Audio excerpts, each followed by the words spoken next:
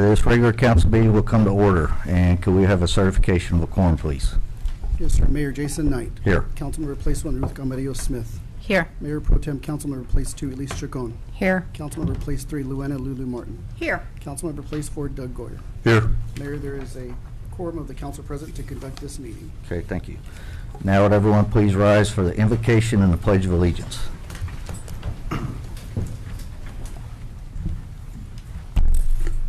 Father, thank you for being such an awesome God. Thank you for our local governments. Please give wisdom to those who ask. James 1:5 says, any who lacks wisdom, he should ask of God, who gives generously and ungrudgingly. It will be given to him. Please answer each prayer. Help fill all vacancies with people who have a heart to serve. Please help all the employees and volunteers of Aransas Pass meet their needs abundantly. Father God, be in these proceedings tonight. In Jesus' name, amen. Amen. Pledge of allegiance to the flag of the United States of America and to the republic for which it stands, one nation, under God, indivisible, with liberty and justice for all. Okay, now we're going to move into presentations, and it'll be the swearing in of newly appointed city manager Jim Winkleman.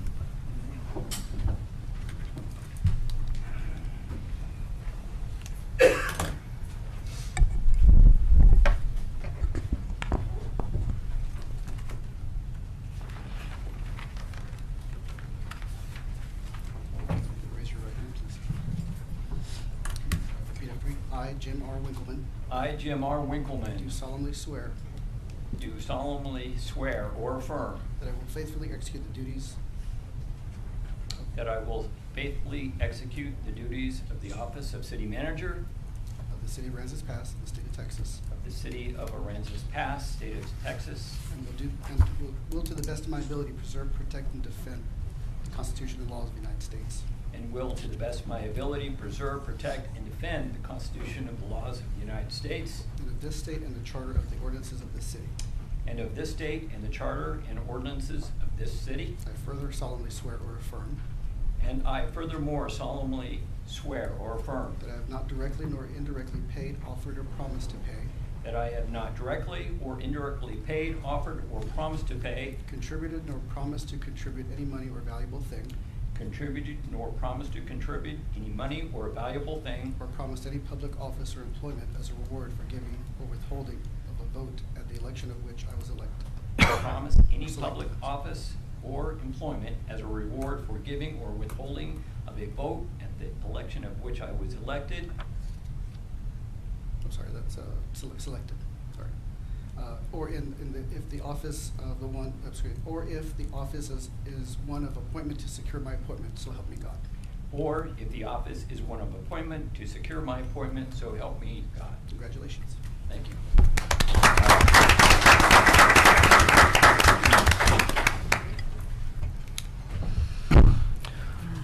Okay, and now we're going to move into announcements. And it'll be for the Aransas Pass Back to School Health Fair. It'll be Wednesday, August 5th from 6 p.m. to 8 p.m. at the Aransas Pass Civic Center, 700 Wheeler Avenue. That's it. Okay, and now we're going to move into citizens' comments.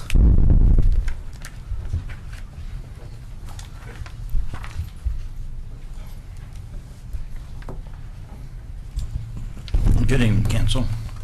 Thank you for the opportunity to speak. I want to begin by recognizing the good work this body has been doing. Much of the city progress happens quietly behind the scenes, and I want to acknowledge that. Recent accomplishments include removing flood cameras, installing new wastewater runoff pipes, and continue essential infrastructure upgrades. Show meaningful forward movement. These improvements matter, and residents do notice them. But however, the drainage on commercial streets has reached a point where it can not be postponed any longer. Standing water creates algae, slip hazards, and mosquito heaven. And realistically, who wants to visit or shop in a downtown where water sits in the street after every rain? It affects foot traffic, business appeals, and the overall perception of our city score. There's also clear health concerns. Stagnant water can harbor bacteria, mold, and foul odors. creating an unhealthy environment for nearby businesses and residents. It creates ADA accessibility issues because wheelchairs, walkers, and mobility devices cannot safely navigate through pool water, and standing water mixed with dirt can attract rodents, which is unacceptable in any downtown district. Regardless of where the blame falls, once attorney gets involved, the city will be held liable. Fixing this now protects residents, protects businesses, and protects the city from unnecessary legal exposure. For this reason, I respectfully urge the council to prioritize and schedule a definite corrective action on commercial street drainage. This issue requires a clear plan, a timeline, and visible follow-through. Addressing it properly will improve safety, accessibility, and the appearance of our town, and it will reflect the same commitment to progress shown in your recent accomplishments. Thank you for your time, and thank you for the continued service to the residents of Aransas Pass. Thank you, Thank you, Will. Will. Thank you, Will. And I guess just so everybody knows, commercials, TxDOT maintained, and I think I'm telling you the right day. I think it's Wednesday, right, David? I think TxDOT is actually coming, and they're going to meet with the street superintendent and try and come up with a plan to correct that problem, because it's been a headache. Because if you call TxDOT, you may wait a month or a year, but I mean they're showing initiative to come down and look at the problem. So I mean that's a plus.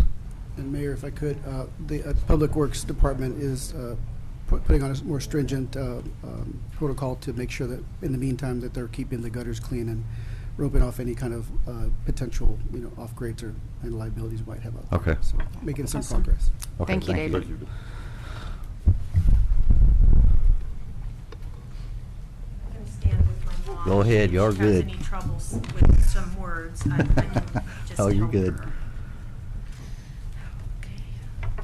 Mayor Knight and city leadership, good evening. My name is Marina Tamchak. I am the mother of Elisa, Ruby, Tony Robertson, and Alex Quintana.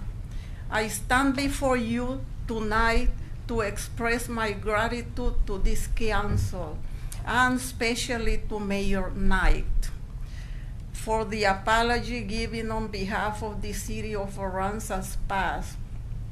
That apology was very important to me and my family. It opened the door to productive dialogue with the current police administration.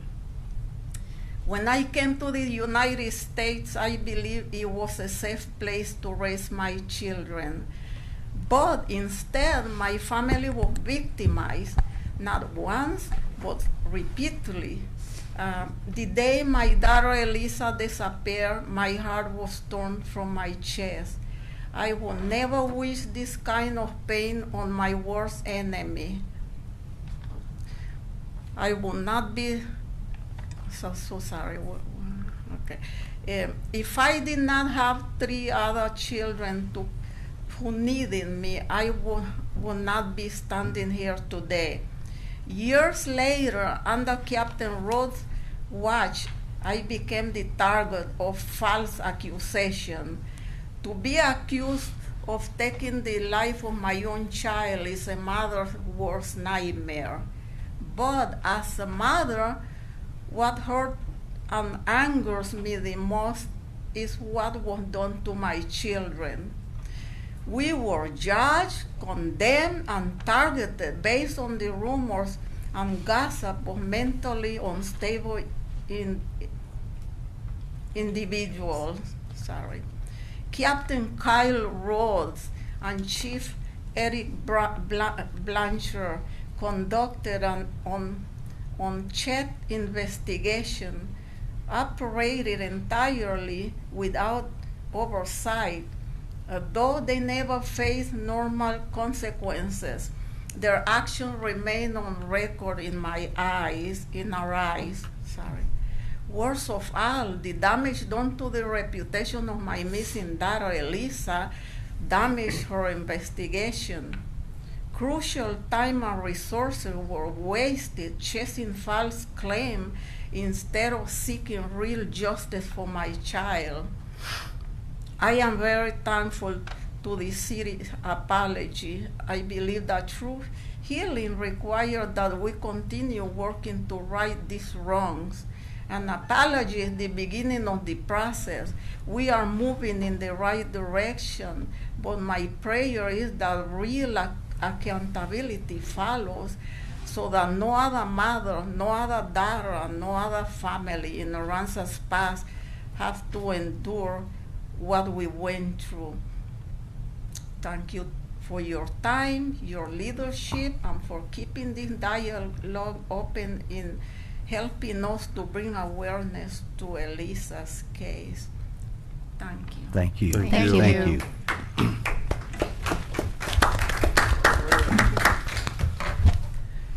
Okay, now it's my turn. Good evening, Mayor Knight and members of the City Council. My name is Ruby Hall. You all know me. I stand before you tonight as a sister and advocate for Elisa Robertson, who disappeared from Aransas Pass on August 6, 1989. People have told me that a council meeting is not the place to discuss my sister's case, but I believe this is precisely where these matters belong. This is the place where you, as our elected leaders, have the authority and responsibility to ask the hard questions and hold city departments accountable, especially when it comes to a police investigation. Every investigation should be conducted with integrity, and above all, it should protect and respect the victims' families. For years, that was not our reality. Under the previous administration, our family was treated very badly. What was carried out under the guise of an investigation often felt more like a telenovela than a serious effort to find my sister. That is why I want to sincerely thank Mayor Knight and the current City Council for your support in the recent public apology to our family in June. That acknowledgement meant more to us than words can fully express. It was a vital step toward true healing, and it has opened the door to a meaningful dialogue with the current administration.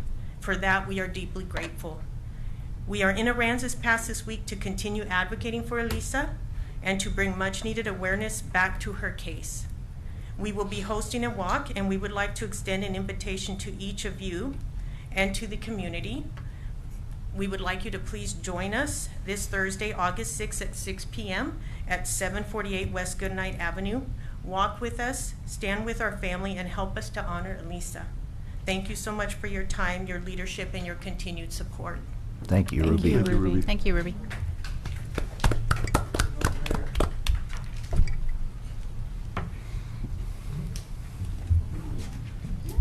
Mayor, Council, how are y'all tonight? Good, good. Thank you. So I'm going to come at this a couple of different directions, but I'm here to speak about the discussion that's upcoming on the RVs and those ordinances. In the last 10 years, the city has done an amazing job of cleaning up, getting closer to where we need to be. I believe any ordinance that allows RVs to be lived in the neighborhoods is a giant step backwards. There's a lot of reasons for that. I understand affordable housing, but there's a better direction to go for that. RVs in the neighborhood are going to drop property values like you will not believe. And I know there's some goodwill behind it. You want affordable housing for somebody that's all they can afford. But I can tell you what will happen. People from out of town will swarm in here to buy every available lot that they can and put their RV on here for weekends and holidays. That's a fact. RVs were never intended to be lived in full time. They dilapidate rather quickly with that wear and tear. Most people that in this area that are living in RVs either won't or can't remove them when a storm comes. In case you didn't know, I was the emergency manager for this jurisdiction when Harvey hit. So I know exactly what those RVs do when that hurricane comes. They become projectiles and they hit other people's property. And again, if we get an influx of out-of-town people putting RVs on lots in neighborhoods, they're not going to drive from Houston, Dallas, San Antonio to move those RVs, and we're just going to have a bigger problem. I'm not sure what direction the conversation is going to go, but I wanted to get my 2 cents in early. I totally disagree with RVs in neighborhoods. If we need to make room for them, let's loosen up the RV park statutes a little bit. Right. Thank you. Thank you, Thank sir. you. Thank you. Jason, do you want to open the discussion for that? No, it still says. Okay. Good evening. Hi. Sandy Riggs. I'm also here to give my little 2 cents on RVs. I think that going backwards would be a huge step back with all the work that's been done with cleaning up our city, especially since Harvey. And as a realtor broker here locally, there's a lot of people that have come to this town to invest in properties. And I think that y'all are going to get a huge backlash, possibly even with lawsuits, because people are going to have their $500,000 home or their $1 million home, and they have an empty lot next door, and then someone comes in with their RV or their trailer, their mobile home, and that's going to devalue their property like tremendously. I think that property values have come up, and we want that to continue to go up and property taxes go down and maybe eliminate like Florida. That would be wonderful. But I think I'm all about the RV lifestyle. I sell a lot of properties in the RV communities around here, and I've sold RV parks, and I think keeping the ordinance with them being outside the city and in designated park areas is the best way to go. We have a lot of properties along Highway 35 that would be great choices for development for future RV parks. We have the Swift convenience store that's coming in, so I think that's going to open up a lot of room for business and possibly more RV parks, who knows. But I definitely would discourage repealing that ordinance in the city, because I think you're going to get a lot of backlash and lawsuits. Okay. And that would not be a great direction for development in the city. Nope. And Con Brown Harbor, I would like to see that protected as well. We have such a beautiful city and around the bay, and if you have developments with RVs out there, I think that's really gonna kill the aesthetics. I think I spent a lot of time this summer like in the Domain in Austin, and I don't know if anyone's been to the Domain, but that is like one of those little communities where you can do everything walking distance. And it would be nice to have something of that appeal, but a coastal appeal that has some class, that would invite more people from all over to come stay and be at walking distance to do everything and get all of their needs met. But RVs, I mean, I love RVs, but there's a place, and it's not in the city. Right. Or, outside a designated park. Right. All right. Thank Thank you. you, ma'am. Thank you. Thank you so much. Rhonda Hans, I'm a local resident and also local realtor. I am also the designated local political coordinator for Aransas Pass. I saw this item come onto the agenda and felt that my voice deserved to be heard, as well as my other constituents. They're at home watching on YouTube right now, and those that are on appointment, they will be watching later, so it became a grave concern for them as well. So Chapter 5, Article X, Recreational Vehicle Parks, Section 5 through 143 states, it shall be further be unlawful for any person to place or have placed an individual RV for the purpose of inhabiting said RV or any lot, parcel, or tract of land within the city limits that is connected to utilities such as electrical, water, sewer. So basically, an individual RV cannot be used as a residential on a private lot within the city limits of Aransas Pass. Long-term habitation is intended to occur only in licensed RV parks that comply with the city's developmental standards. And I understand there have been certain situations where it warranted continued permits and whatnot. So there are emergency powers that are put into place to recover and to rebuild. So the way the zoning ordinance defines RVs currently, primarily as used as temporary living quarters, that's the sole purpose for RVs, not to inhabit them for an extended period of time. And as Darvin had indicated earlier, if you have an RV situated on a lot, or as Sandy has indicated, next to a home that is of higher assessed valuation, if you will. It's all about buyer marketability. When they come to visit a property, they are looking at their neighborhood and the surroundings around that property that they're wanting to possibly purchase. And it doesn't affect an appraisal point of view, but it does affect a buyer's point of view. And that's what we have to think about.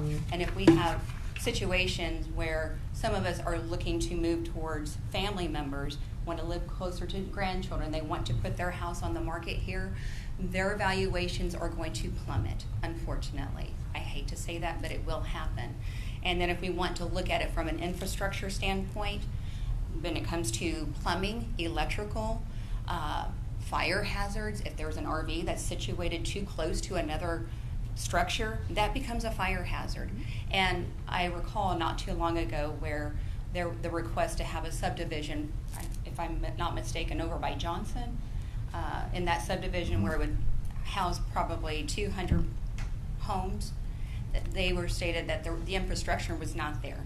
Okay, now imagine if we have no ordinances for RVs, how many RVs are going to occupy this area, how that's really going to affect our infrastructure. We can't hold that capacity by no means. And multiple lots have permanent RVs with no homes being built. I'm not saying you cannot build your home while living in an RV, but there has to be some sort of standard of practice and quality of life for our neighboring communities, for our neighbors. That's what I'm saying. And back to where the market perception matters, people look at it and then they offer less, and that's not what our property owners are looking to net. They decide not to make an offer. They decide not to choose this neighborhood. They may decide to go to Rockport, to Ingleside, but not Aransas Pass. And when we have other people living here, that helps with our revenue. So, and I absolutely respect property rights, I do. Owning property should come with a great deal of freedom, and I don't believe government should impose unnecessary regulations. But living in a city, we also need to agree to certain standards that protect everyone else's investment and quality of life. I understand the argument that people should be able to use the land as they choose. The question isn't about whether property rights matter. They do. The question is whether one person's use of the property begins to affect our neighbors and a community as a whole. And that's not even touching the surface. There's so much to unpack here when it comes to RVs. When you've got some folks that are talking about the abuse of power, there's also the abuse of privilege. And if we do not police those or monitor those situations, we've got construction that becomes a long project and then it doesn't get done. And therefore, those folks, they take advantage of that situation. I'm not saying all. The city already provides flexibility by allowing temporary RV occupancy. Hey, Rhonda, I don't mean to cut you off because we floated Okay. past 3, but Okay. when we open it up, you can finish there. Okay. In this case, somebody else. Sounds good. All right, thank you. Thank Thank you. you. Thank you. Thanks. Anybody else wish to speak? Not yet? Okay. All right, now we're going to go into staff. You had somebody stand up. Oh, my bad. Last minute.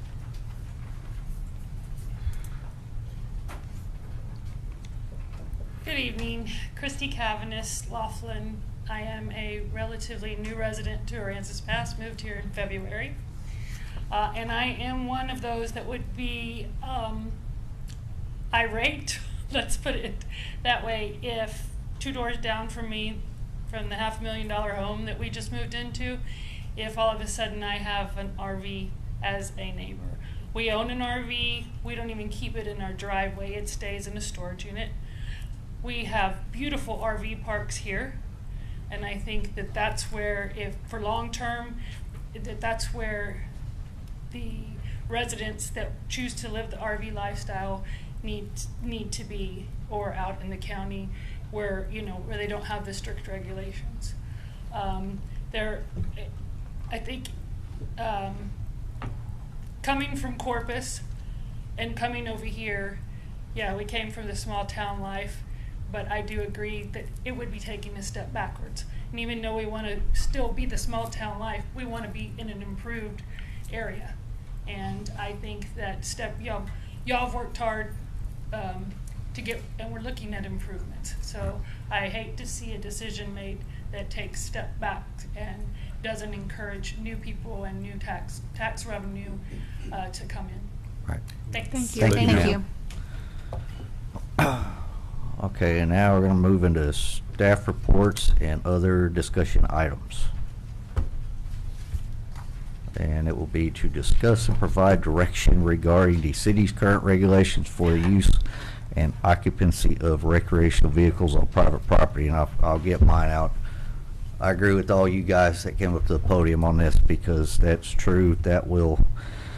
I could already see property values would tank, and everybody up here scrambling to get more city services provided to all you guys, and that would just, it wouldn't set us back 10 years. It'd set us back in the Stone Ages on trying to catch up with financing. And you're talking about health and safety concerns with sewage lines that might last 2 weeks, 3 weeks in the sun. So it's like the old saying goes, if something's not broke, don't mess with it. And this ordinance has been working as long as it's been in place, so I'm for keeping it the way it is. I want to make a comment. I agree with Jason and the lady who just spoke. People came in to Aransas Pass and purchased with the impression that they would have a house next to a house or out in the country with land, what have you. And for us to change the game halfway through and say, oh, sorry, now you're going to have an RV next to you, that's not something that I would like to represent. That's not something that I would like our city to do. RVs serve a purpose. They serve a good purpose. But we need to have strategic places for RVs and let our homeowners who invested hard-earned money reap the benefits of their investment and the beauty of their neighborhood. There are some RVs that are absolutely gorgeous, no doubt. A lot of them cost more than a home.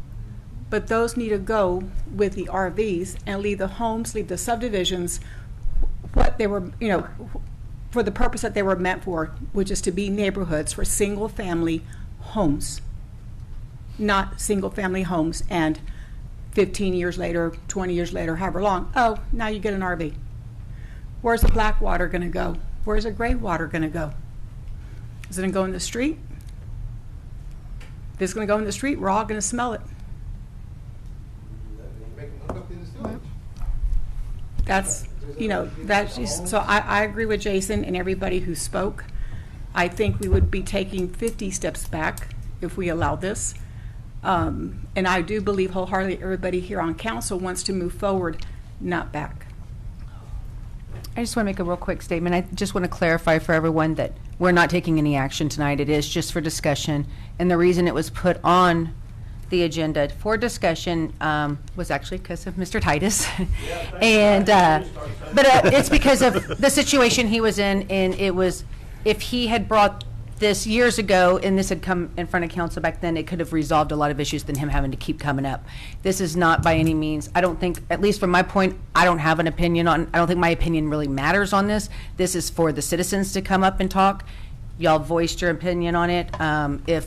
If any citizen, not just on this subject, but any subject, if they feel an ordinance needs to be changed, then they need to come up and bring this to the table, including this. If there's citizens out there that need this ordinance and they want it to be looked at to be changed, then they would need to come in front of us. I don't necessarily see that tonight, but I just want to assure everyone that is in here that we weren't taking any action tonight. It really is just for discussion. And I thank y'all for coming, because that's Absolutely. What it's about, is to hear what our citizens want on it. And not for us just Thank you, to Will. have an opinion, but to hear y'all. I agree with the rest of the council, basically. I mean, I don't want to see a bunch of mobile homes and RVs pop up all over town. I mean, I moved here to basically get away from that, from where I was born and raised, but I mean, I'm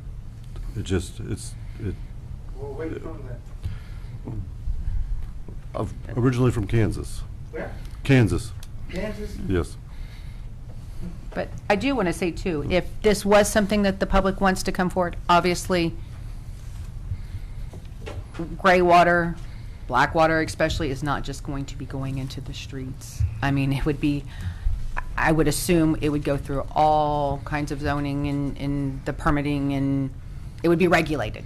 But that's not even where we're at. But I just want to say, we're not, I don't think it would ever be that someone's just going to have an RV in their front yard and they're going to be running their sewer into the drainage like in Christmas Vacation, you know?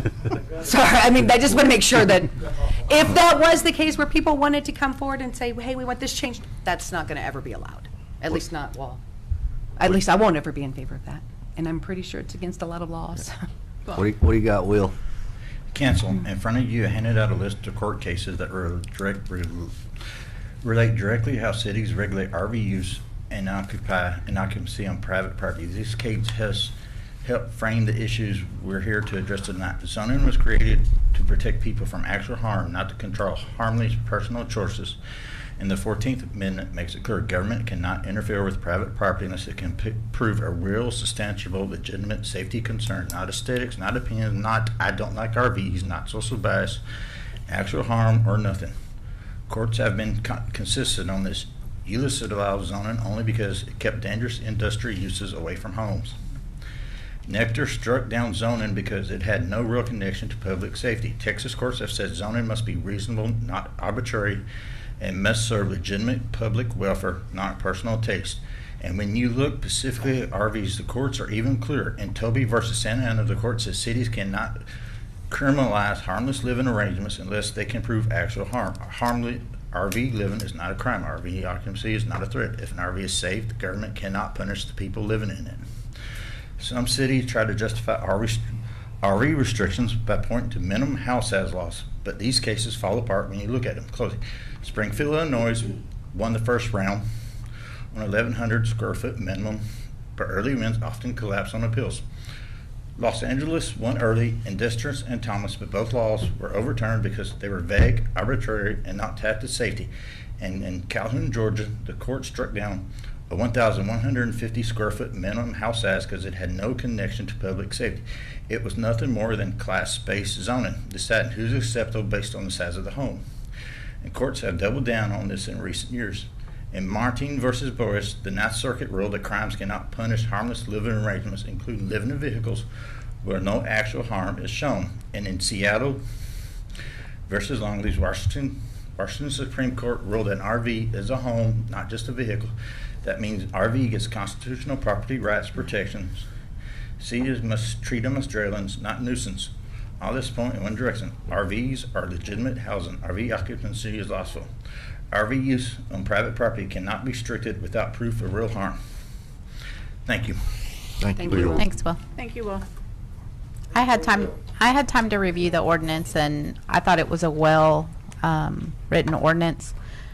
I think this came as an issue, like with Mr. Titus, and he explained and he presented his case. So I feel comfortable with the ordinance as it is. May I please speak? Yeah, come on, Richard. I'm Richard Titus, everybody. I'd like to remind y'all, I'm not here to stir the pot tonight. I was going to be a good boy, just sit here and mind my own business for a change until this came up. I'd like to remind y'all, this is not $1 million wealthy community. This isn't a filthy rich community. It's a filthy poor community. I'm building a $300,000 home, living in my RV behind my house that you can't even see my RV. Y'all are aware of it, those that want to come to my house. Yeah. So I'm not sitting here trying to stir the pot to make anybody mad about anything, about any issues like that. But let me tell you, when there's somebody that's determined, like I am, to live in an RV and finish my house, Mr. Gore, you came to my house Sunday night. Am I not proceeding and getting it done? You're pretty close, I will man. finish this damn house. But there's some people that won't. I'm not one of them. And congratulations, sir, for being our new city manager. I'm sure you've already heard my name, and I look forward to talking with you sometime in the future, too. Thank you. Thank you, Richard. Thank you, Richard. Thank you, Richard. No, and I agree with what you said, Richard, but it's like, you know how it works. You can stay in RV, you just gotta apply for a conditional use permit. You know what you should do? Stop giving conditional use permits. If you don't want nobody living in an RV in the city limits, stop giving a conditional use permit. No, I think there's nothing wrong with it. It serves a purpose. Yeah, it serves a purpose. I know it Yeah. does, but there's Yeah. some people that it's a problem with, and others it's not. And It's- you're gonna have that. That's- There's a good and a bad for everything that goes on. That's the So, beauty of I think politics. just There's continuing two to sides, look at- trust Yeah. me, yeah. Thank you. At So, I mean, individualized Richard, in cases. essence, what we're discussing is people bought in Aransas Pass because it was zoned a certain way. Yes, ma'am, I know. And it's not fair to them to rezone after the fact when they purchased Nobody's with that asking about intent. rezoning, and I'd like to- It would affect all the zonings.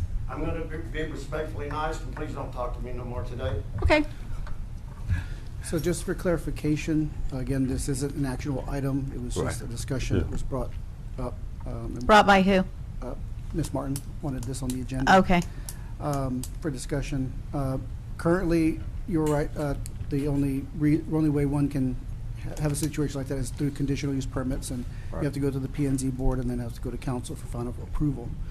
This does not affect those who keep RVs on their lots that are not connected. They move off and on. So this is particularly in those for living, and we do have an ordinance in place for that. Right. And again, it's should be a case-by-case basis.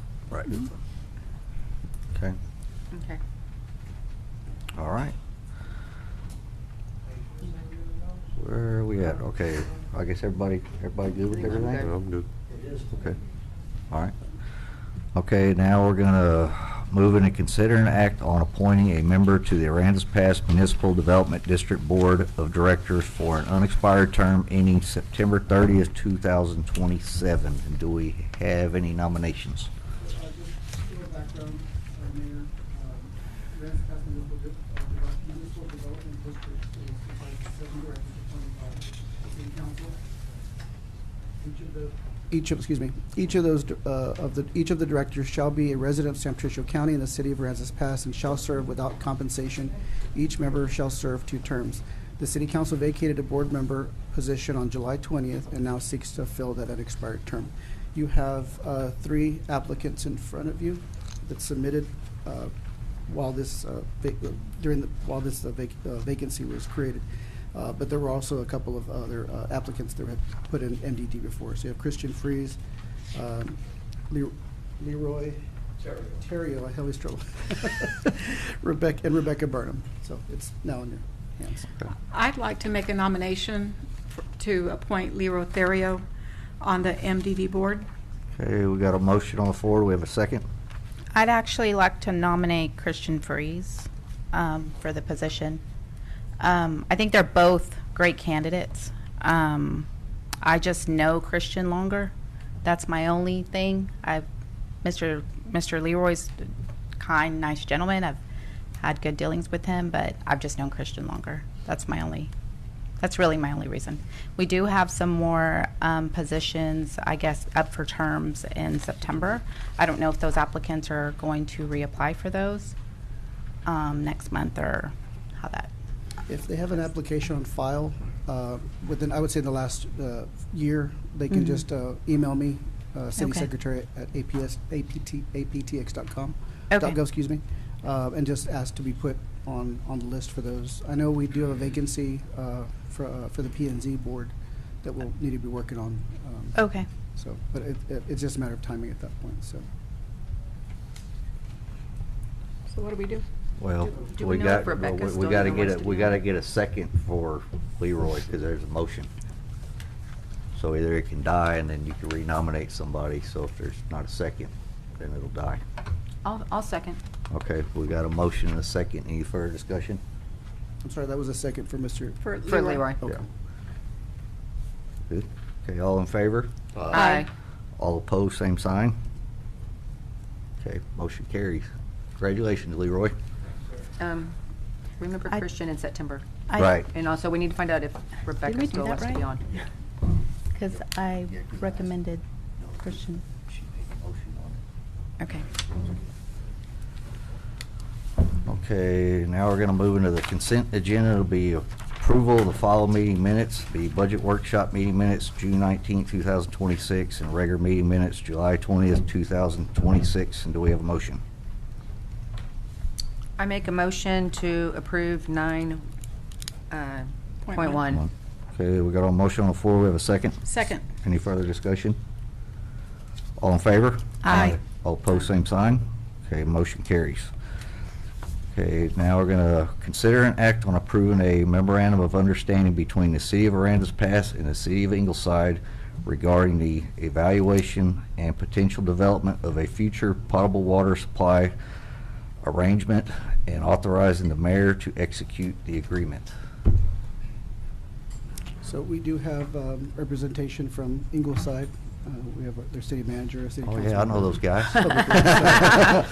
Council, this MOU is non-binding and allows both parties, both cities to exchange information, evaluate feasibility, negotiate possible future terms. Any final agreement would require approval of both governing bodies. Does anyone have any questions about this MOU? No, I don't think so. I've been going to their meetings for I don't know how long on this. I mean, we've been talking about this for, come on, you might as well. I said something of yours. For the record, I'm Brenton Lewis. I'm the city manager in the city of Ingleside. We have been working with Aransas Pass on this. We are in negotiations with 7 Seas at this time. We've had the counteroffer from them. We are still in negotiations. We are looking at, when we work with Aransas Pass, making sure it's a joint effort. Whatever Ingleside will be paying, that's what Aransas Pass will be paying also. Therefore, it is a collaboration between the two. We are looking at rates that are less than what the projected rates would be with the city of Corpus Christi through the San Patricio Water District. Yep. Brenton, would our contract also be perpetual? So after the 30 years that if y'all go with it? It would fall ours, and the way it would be tailored is that we would be, it'd be a pass-through our system, but at the rates we're paying. Okay. And perfect. only responsibility would be to get the water to Aransas Pass. Okay. For y'all's side of it. So I just, just wanted to make sure after 30 years, Right. even though we're not here probably, but that all of a And we sudden, are- that that Aransas Pass is still taken care of. Right, and we did take, we did look at 2 proposals right now. We're looking at 15 and a 30-year contract, both of them. Okay. so I would like to confirm for our constituents that Aransas Pass will be on the contract itself as well. Aransas Pass would be through the MOU and an agreement that it will be, that you will be purchasing water through the city of Ingleside, but it would be for the term of our contract. So Aransas Pass will not be on the contract with 7 Seas. 7 Seas. The contract would be a WSA for the city of Ingleside, but you will be contracted with the city for the same term that we are with the 7 Seas. Since it is a water service agreement, and that's why it would be tailored that direction, that we would be ensuring that the city of Aransas Pass paid the same rates we do. What happens if in 5 councils down the road, they decide not to honor the current rate, or they want to raise the rate? Okay, under the water service agreement that, the one that we are negotiating at this time, there's a guaranteed rates to start out, and if you look at the city of Alice, that is one that they're right now. But we would be, it's just whatever the service is at the time that we all sit down and talk, that cost plus then the cost of CIP increase. Our contract would be with 7 Seas for 30 years, and would have to be to sit down and negotiate with the representatives of Aransas Pass if anything happened, if Aransas Pass came to us or we went to Aransas Pass. But we are, dedicated to making sure that we go through this together all the way, because as you know, the cost of service reduces as you have more volume. And the original bid that we sent out was for 5.0 MGDs, and both of the cities combined are about 3.5 right now. Yep. Okay, I just want to ensure that our Aransas Pass interests are covered, Yes. because, granted, both councils today work great together. What happens if one day they don't? I want to make sure Aransas Pass And is protected. I haven't seen the latest MOU, but our understanding is that we'd sit down for arbitration. We'd all be working through this together. Right. This is a So it'd be joint agreement, contractual. but the Yeah. only difference is That's what- because the treatment plant will be sitting on Ingleside property, and also the wells will be inside the city of Ingleside. Therefore, that's why we have to make sure that Aransas Pass is just connected through us, and we're not going to be a wholesaler. It's just that we'll be a supplier. keep in mind that this itself is not the final contract. Yep. It's just an agreement saying that Just an we're going to agreement. work together. Yes. And should this project materialize, then we'll sit down and we'll negotiate the final terms of that contract. Yeah, and it was a couple council meetings ago, I remember I got up and spoke, because a couple council members, they wouldn't even go to this because nobody's gonna listen to somebody's word. They wanna say, well, Yeah, show it's me, gotta be- this is us showing them. Absolutely. So, this definitely needs to pass, in my opinion. So, do we have a motion? I'll make a motion, where are we at? To consider an act on approving a memorandum of understanding between the City of Aransas Pass and the City of Ingleside regarding the evaluation and potential development of a future potable water supply arrangement and authorizing the mayor to execute the agreement. Okay, we got a motion on the floor. Do we have a second? Second. Any further discussion? All in favor? Aye. All opposed, same sign. Okay, motion carries. All right, good seeing y'all guys. Thank you, Brenton. See you next week. All right, man, I'll be there. Thanks. Thank y'all for coming. Thank you, guys. Okay, moving right along, we're going to consider and act on a memorandum of understanding between the City of Aransas Pass and Del Mar College District on behalf of the Small Business Development Center for the use of office space at the Aransas Pass Civic Center to provide small business advising and training services. All Oh, right. there you are. Mayor, Council, I'm Malik Jones. How y'all doing? So this is something that Mary kind of started, and I'm gonna try and finish the race here if I can, but it's pretty straightforward. So Del Mar College has, like you just said, a small business development center, and they want the Civic Center to be kind of one of their hubs. And all they really do is kind of give out some free advice to small businesses in the area and then the surrounding area. So they want to use some of our space to do that, so we don't have an issue with it. We got with the city attorney to kind of mess with the MOU a little bit so we can have some more flexibility, so that way we don't have any scheduling issues, but we're good with it if you guys are. It's great. Sounds good to me. I think it's a great idea. Is it Yeah. a stepping stone to them bringing some classes into our part of the world? It's kind of whatever they want to do. That's what I'd like to see, personally. We have a Del Mar representative, Mr. Daniel, of Okay. course. Yeah. He's here to answer any questions you may have. Yeah, you can ask Yeah, you me. can go ahead and talk about one. I can't. You want to come on? There you go.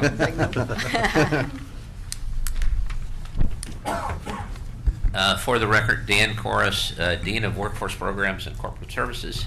At Del Mar, I oversee the Small Business Development Center, the Apex, the Contract Resource Center, and the Cyber Center. Question is, are y'all familiar with the Small Business Development Center? Or the SBA model? Yes. So we're part of the Southwest Network. The SBC covers 8 counties, and then other programs we have cover 12, 14, and 17 counties. So obviously Aransas Pass is part of that region or geography. One of the big challenges we always run into is our center is in Corpus, but the rural communities get very little support because we have the counselors, they have to come to us. So whenever good cities offer us office space, then we can go meet the customers, the clients, the companies, the businesses out here on your turf and do a whole lot better business counseling. The alternative is meeting in a Starbucks out in a rural community, and it just isn't professional, especially whenever I have counselors that are gonna meet, opposite sexes, and just, it's not professional. We would agree it's not professional. So just the opportunity for y'all to offer a space, it creates momentum, and ultimately, whenever y'all or we are all working together, you always see a very positive impact on your business community. So, and then classes, no, I don't, yes. The reality is if you can get cohorts together to pay the instructor, we'll have a class anywhere you want. That's always the challenge. We just need some higher education Yeah, for but if our you're people. not, if you're not aware, we're opening up the Aransas County Workforce Development Center. Yeah. Supposed to open it up on 1 In September. Rockford. So we've been working on that one for a couple of years. So, but the bridge is really nice. You just like zoom right over it, take a ride over there. And you could come this way as well. So if we do, I said, let me come out and talk to the city council so y'all know that we're always trying to serve the businesses in our community. And the question is, how do you do it in the most professional and safe manner?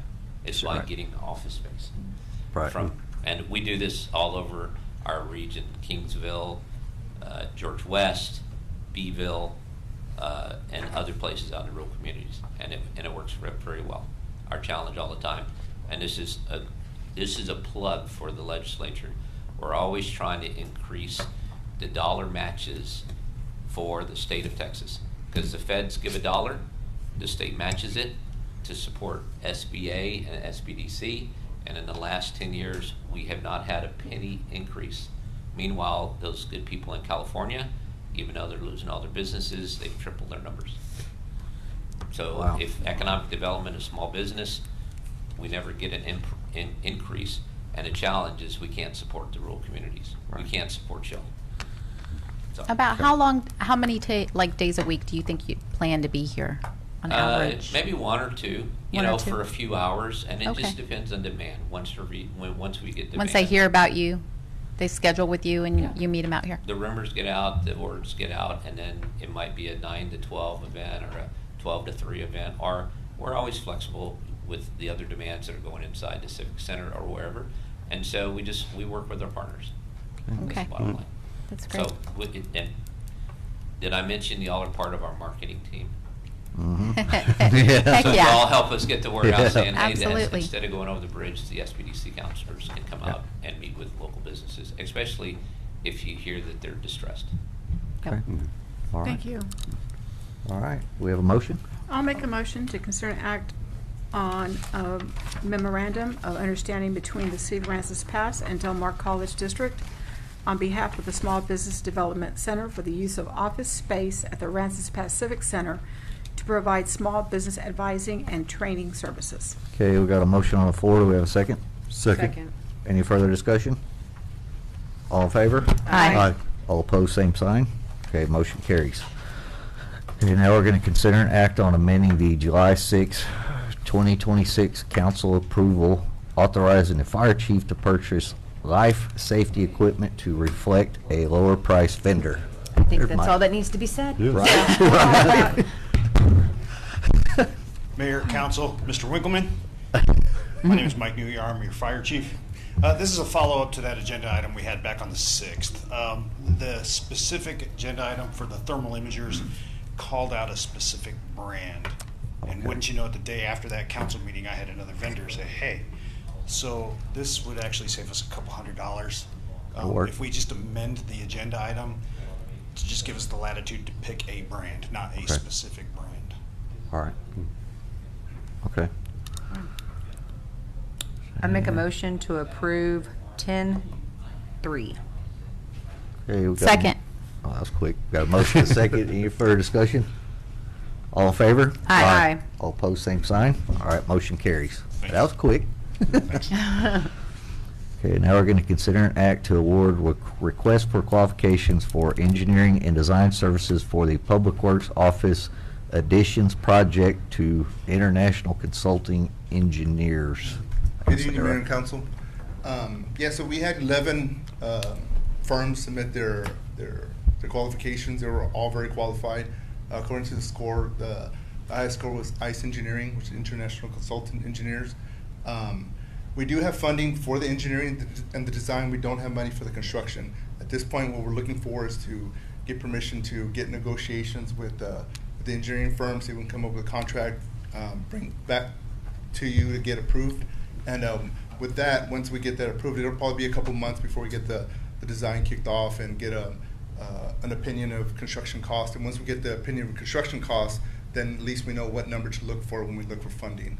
But at this Okay. point, we are staying in a double-wide trailer that was donated to us 12 years ago. So we couldn't find the year it was actually made or manufactured, but we've had it in our possession for 12 years. It did survive Hurricane Harvey, which is a surprise, but at this point it's at its last leg. So that is the reason why we're looking for this permission to get the building designed. And if I remember right, this is coming out of the last CO, isn't it? Isn't that how this Yes, gets it's funded? tax note 26. See, I knew I was right. I'm right sometimes, so, Mhm. all right. Okay. I'll make a motion to approve 10-4. Okay, we got a motion on the floor. We got a second? Second. Any further discussion? All in favor? Aye. All opposed, same sign. Okay, motion carries. Thank you. Good deal. Thank you, David. Thank you, David. Oh, this is a long one. Okay, We're going to consider an act on amending Section 28-24, Article 2, Chapter 28 of the Code of Ordinances of the City of Aransas Pass relating to one-way streets and alleys, revising the direction of traffic flow for the alley located between Saunders Street and 8th Street, immediately southeast of Keyburger School during designated school hours, providing for a penalty, providing for repeal, providing for severability, providing for codification, providing for publication, and providing an effective date. That's a lot of providings. Good evening. Aransas Pass ISD has requested a modification to the Aransas Pass Code of Ordinance Section 2824, one-way streets and alleys, subsection B1, due to a change in the drop-off location for Head Start at Keyburger Elementary. The modification will keep the alley located between Saunders Street and 8th Street, immediately southeast of Keyburger School, running parallel with Saunders Street as a one-way street, but would allow northbound traffic rather than southbound traffic during the school year from 7 a.m. to 4:30 p.m. So it's going to be the same alley that Right. we've always had. They want to change Flip it it over around. so it goes northbound. Okay. Blaze Anderson, their give me if I'm wrong, public relations, and then Jason Diven, who's the director of operations and maintenance. If Okay. y'all have any questions with them, they're here also. Okay. I'm good with it. It used to be like that years ago. So somebody changed, I guess they want to go back. So I mean, I know, yeah. I'm assuming if y'all are asking for it, it's for a good reason. Right. You know? Yeah. For the safety of the kids and Yeah. flow of traffic. Okay. We have a motion? I'll make a motion to consider an act on 10-5. Okay, we got a motion on the floor. We got a second? Second. Any further discussion? All in favor? Aye. All opposed, same sign. Okay, motion carries. All right, thank you guys. Okay, now we're going to consider an act on amending ordinance number 2016-4139, Article 5, Record Services of Chapter 28 of the Code of Ordinances, providing revised provisions for applicability, permitting, minimum standards, operation guidelines, and failures to pay accounts, providing a savings clause, providing a severability clause, providing for repeal of conflicting ordinances, and establishing an effective date of October 1st, 2026. And I guess the only thing I want to say is everybody up here feels the same. If we've got someone local here, they should be prioritized. They should be prioritized and called until the minute Absolutely. they say they're tied up, and then you could have a list of outside people called, and you go there, kind of like, basically treat it like mutual aid for the fire department or for police department, to tow and something like that. It's a provided service.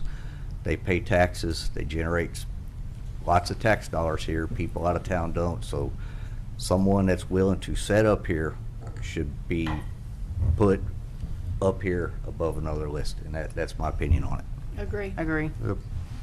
So, Assistant Chief Jones was going to be, he wrote this Right. at the direction of a council member in Mary Right. when she was here.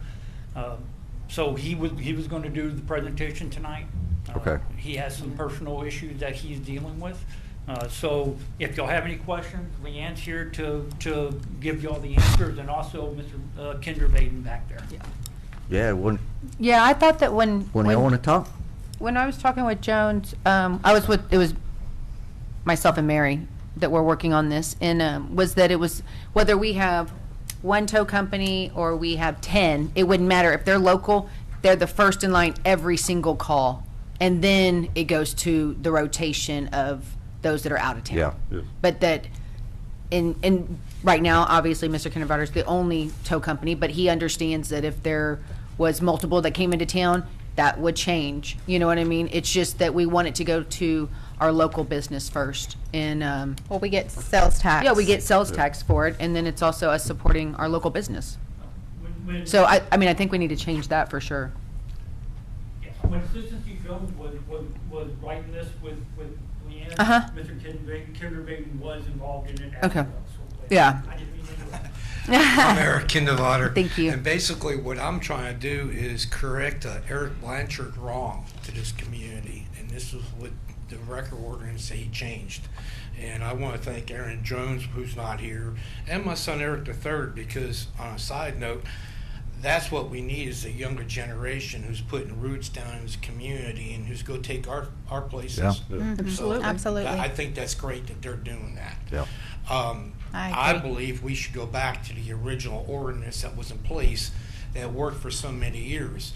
Like you were talking about this ordinance with the RVs, it's been in place for years, it's worked fine.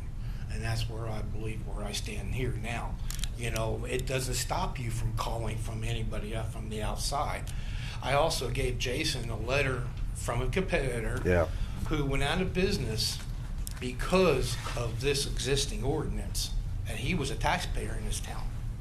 Okay, even though I didn't get along with him, you know, he decided the money wasn't there. And he sent actually several letters to Chief Blanchard, which I have copies of. You know, I'm not stopping you from doing anything else. Like Jason said, it's mutual aid. They call me somewhere else, I go. You know, simple as that. Not only that, but Texas Department of Licensing and Regulations covers a huge part of our business now, to where you don't need to be double dipping, basically, making something when they already got it covered. You know, simple as that. You know? And like I said, I've talked to the majority of y'all about this For a while. for a long, Jason, for For years. years. So I just wish we can undo what Blanchard did to us. And We're that's working where on I it. stand at. And I've got that original ordinance if you want it, Chief. Yeah. Yeah, okay. Can very we s- and- table this until, to make the changes, or what do we need to do to make the changes? That's probably what we need to do, right? Or is can we postpone it. make the changes and say we want I these say we changes and table then it. pass it? I say we table it. The other thing too That's is an old one. when Blanchard Yeah. did this, Yeah. I sat over there where my son is with two other attorneys who both passed away, so I can never pursue it. And they both told me that he did things he shouldn't have done according to Robert's rule, but I never could dig it all back up, you know, what he did. So, but I've been living with this for 10 years. You know, if we can just get it corrected, you know, and I've dealt with Do we have to multiple table it? companies in this town, you know, and you know, you have to have a reason for them to come in. Right. Simple as that, and you're not giving it to them. No, yeah. All right, thank you all. We'll have All to right, thank you. postpone it. Yeah, or I'll just something. take, I'll make a motion to table Or it. post, Yeah. yeah. Leanne, can- Table or postpone? do you know- Postpone. Oh, I'm sorry, just I have a question for Leanne, since she was Sure. working on it. What's the difference between the original ordinance and this one? Is there any difference? Yeah. There's a lot difference. Okay. There's Yeah. a lot. The ordinance that's in place now, No, I'm opens talking it. about the new one proposed today. Yeah, there's a lot, it's complicated. Okay. In my mind, there's too much in there. Simple is better in my mind. It's more clear cut, you know. The police chief has authority to do whatever he needs to do in any of these ordinances, you know. So, and I'm not trying to be up here and monopolize them. I'm just trying to undo what the predecessor did. You know, simple as that. So, I'm sorry, someone was entertaining a Did you motion want me to postpone or table it? I'd say- We could postpone to the next I'd meeting. say postpone it. Okay. Then I make a motion We to go be able to postpone. do something about Oh, yeah. Jason? Oh, yeah. Okay. Yeah, Yeah, yeah, so that we work on can it. get it. Yeah, I think we we all all get that agree. changed. And here's another thing too, and I've given you his phone number, but you know, I have the Texas Southwest Tow Association behind me. Tommy up there, the president, I would know very well, and he basically said, you know, it's not in the taxpayer's best interest to be passing this ordinance. It's a burden on them. And, you know, he's willing to talk to any of y'all. And, you know, he'll tell you anything. He's very, very knowledgeable. Yeah, I know what they'll do, Eric, Chief, will work on it, then it's gotta get cleared with the city attorney. I mean, it's just typical Yeah, governmental we just need to go bureaucracy back to the stuff. old ordinance. It's simple. Yeah, we just want to make sure we get it right. Yeah. Yeah, well, you know, it worked for 30-some, 40-some odd years. Long time. Leanne, what's different in what y'all are proposing to what Mr. Kindervatter's wanting besides the rotation? Is it a lot, or is it? It's not a whole lot. Everything that we discussed with him and Chief Jones, I thought we were all agreeable on. Okay. So if anything, it's maybe fine tuning an item or two. Okay, so then if we postpone it much till the next time? meeting, Yeah, how then much time do you need? and, do what? Like, I'm asking, how much time does she need? Yeah, that's, Yeah. Less than a month. One of the problems I still have, like I said, the original ordinance required you to have a business inside the city limits. Mhm. Okay? You have companies that are operating out of other cities working over here. yeah. Well, I think that if we put you're the only one that's in this, I mean, we still have to have backups. Well, you're So right. I think that as long as we have our local ones in the ordinance, that they are always first, then that takes care of that issue. We're not taking that away. Yeah. Oh, I'm sorry. We're not taking that away from anybody. Yeah. I mean, the chief and the dispatcher, it's just like with a large truck. I didn't get that last call from the large truck. You know, they called somebody else, not you, but the DPS. Right. But you get into a situation like you had Saturday when you had that issue down in the harbor. You called one out-of-town company. They turned around and said, "Oh, hey, my truck's down." They're monitoring that radio. They know what's going on. You had another company go out and do it. Very shortly afterwards, we had a major out there on 188 and 1069. And guess what? Who showed up? The company that turned your call down over here showed up with his truck mysteriously. Mhm. So that's what you're up against. Yeah. Well, how- that's what, I mean, I think that's where the rotation will take care of that. You're getting the first call every time. This'll fix it, cause it's like if, Yeah. whether it's you or 10 other people, if you have a yard here, Yeah, you'll but get called to go out, and unless all your trucks are down or y'all out, then they can go down the list and say, okay, we need help because the local's tied up. Then they call somebody I from have outside. no problem with that. That's how I this mean, one's gonna read. Like- And there's consequences for those records that either turn down a job, don't show up, whatever the case They'll may get be. knocked off at some They'll point. get knocked off the list, or they'll put it, depending on how many times that happens in a time period, they'll be put on a probation. Okay. Okay, probationary I like period. that. See, right now, the way you got it, there's no reasons for anybody to come over here and pay taxes, you know, go, like Lama said in that letter, you know, spend money in town, sales tax. There's no reason for it. Right. Not zero. we can get the milk for free, right? Exactly. They Yeah. come Well, in, we're gonna get the change it. gravy, Yeah, and we're gonna leave us, change. and like, you know, just like, you know, the guy was talking about these RVs and all. I have a yard full of RVs that are still from Hurricane Harvey and all. I'm the one that got stuck with them. Yeah. You know, everybody else turns them down. So, Yeah. you know, it's because I'm local. Yep. You know, Yep. so, but I appreciate you Yeah. guys. I really Thank do. you. Yeah. Okay. Thanks, We'll get Eric. it So, straightened out, Leah, Eric. you're good just postponing it till the next meeting, or do y'all need a little longer? Next meeting should be fine. It's That should be fine? whatever y'all Okay. want. Okay. I make a Thank you. motion to postpone 10-1 until the next 10-6. meeting. 10-6. Oh, 10-6. 6, That's I'm okay. sorry, Oh, not 10, 10-6, yeah. Okay, we got a motion on the floor. Do we have a Second. second? Okay. All right. Any further discussion? All in favor? Aye. All right. All opposed, same sign. Okay, motion carries. Now, where are we at? Oh, never mind. I forgot to mark it off. Okay, now, we're going to consider an act ordinance adopting the International Building Code 2024 edition, International Residential Code 2024 edition, including International Plumbing Code 2024 edition, International Mechanical Code 2024 edition, International Energy Code 2024 edition, International Fuel Gas Code 2024 edition, International Fire Code 2024 edition, International Property Maintenance Code 2024 edition, International Zoning Code 2024 edition, International Existing Building Code 2024 edition, and NFPA 70 National Electric Code 2017 edition. I guess the only question I have, we need to find out how this will affect the city by changing this on a financial side for the residents, and Well, and how much does it cost us to change it? we got Mayor and council, based on the impacts of adopting a much more stringent international building code could indirectly increase the cost for both residents, businesses, and for the city.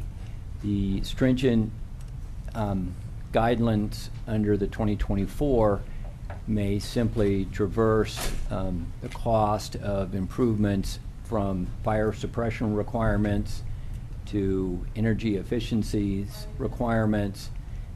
The 2024 is very, very stringent, and those costs would impact the build of any resident building or remodel or even a city improvement building. I would strongly recommend that council request a impact analysis on the adoption of 2026 prior to taking action. Okay. I agree. Good with that. I'm good with that. Can I ask a question? Say we roll with, just an example, the 28 code, or I'm sorry, 2018 code. The 2024 is more stringent, but a builder wants to do it to the 2024 code. Being that that code is more stringent, would that be acceptable, even though that's not the one we're enforcing? We're enforcing the 2018, which is more laxed. That would be at the discretion of council. If council chooses at their discretion to accept the engineering platform, blueprints, and status of a new build, that would be at your discretion. Those newer codes are going to be more stringent, and those would be most readily adopted by any new construction. That would be to the advantage of council to consider that. However, again, anyone who is doing a remodel on an existing home, they would now have to adopt the more stringent 2024 guidelines, and that cost would possibly be enormous. I can state that in several instances, developers have moved away from a community simply because the strong requirements of 2024 makes it cost inefficient for them to build. The example would be fire suppression in businesses that are adjoined. A remodel or development of a new strip mall, for instance, would require fire suppression, and that would increase the cost dramatically. Now, if in a new build that is presented to council going forward, if those are already a part of those plans, council would consider and understand that. But I would again simply state that council's reliance on the impact of adopting a new international code may be far-reaching, and I would be careful to take that action or accept that change without really understanding the impact to the economy. I agree. I think we need to hold off. I agree. I think we need to hold off, and I think that what we have in place is stringent enough, and if someone's going to be building that is of a higher code, it's going to fulfill whatever we already are asking anyway. So I Is don't that see right, where Joseph? that wouldn't pass inspection. That is correct. Would that be Okay. correct, Joseph? I do like the idea of an analysis because at that point you are able to create amendments to not include certain items that is in the 24 code. So here would be my question, like say a business comes in and they have multiple businesses all over, so they're already building to the 2024 because of other cities, and it's just a blueprint that they're using everywhere. If they bring that in, I mean, that's gonna pass whatever, if we're sticking with our 2018, because That's it's just, true. correct? Yeah. Like they wouldn't have any issues. Well, then I That's think true. we just stick with what we have and not even, I I don't agree. think we have to really discuss it. I think, or need, Okay. I know it's already Did strict. Chief Do have you want to something? talk, Mike? Just one quick little thing. Okay. Regarding the fire code specifically, because don't ask me about any of the others. Me neither, man. I know there's little nuanced changes in the fire code. Like now for foster homes or daycare, or foster homes specifically, they call for the foster home provider to actually change out the smoke alarm if it's more than 10 years old. Before it used to just say if it worked, it worked. Yeah. But now if it's 10 years, you have to change it out because they do expire. Right. It's just little things like that. And then But we could make anything- ordinances for those, right? Just side ordinances? I'm sorry, one more time. Yeah. We Yeah. could just make a side ordinance for something of safety needs. You That's could. what I was talking about when making amendments. Yeah. Right. You could, but then for any other changes, if development has concerns about the code, we do have a board of adjustments for a reason. Right. Yeah, but, Right. yeah. I just think we I know need they have gone to in front make of our it boards. as user-friendly, for lack of a better word, Mhm. for the investor coming in. And if we're gonna stay with the 2018, we stay, they wanna build to 2024, let them. Yeah. Because they're more stringent than what we're asking.